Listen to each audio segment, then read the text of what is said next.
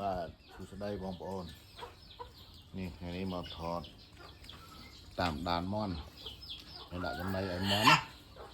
ពេលយើងដាក់ចំណីហ្នឹងយើងតាមដានមើលតាមន់ណាស៊ីមន់ណាមិនស៊ីអញ្ចឹងបានយើងត្រូវមើលរហូតដើម្បីឲ្យបានលទ្ធផលល្អឲ្យមន់យើងមានសុខភាពល្អយើងតាមមើលចឹងបាទយើងមើលវាទៅមិនមែនបាចចំណីចោលទេបងប្អូនដាក់ចំណីហើយត្រូវនៅមើលវាទៀតយើងអង្គុយមើលទៅវាមិនយូរប្រហែលទេបងប្អូនព្រោះយើងចិញ្ចឹមពួកវាគឺយើងចិញ្ចឹមដោយការស្រឡាញ់ការថែទាំអញ្ចឹងអង្គុយមើលវាទៅ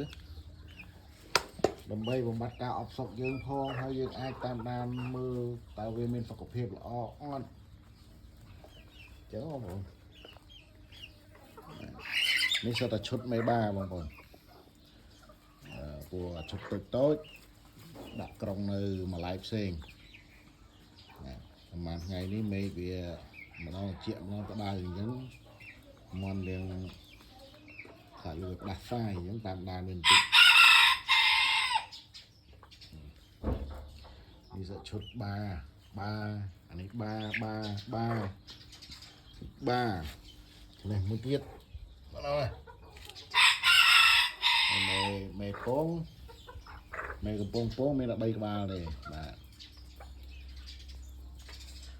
ហ្នឹងបងប្អូនយើងដាក់ចំណីវាផងតាមដានមើលផងមើលណាអត់ស្រួលយើងអាចវាយថ្នាំ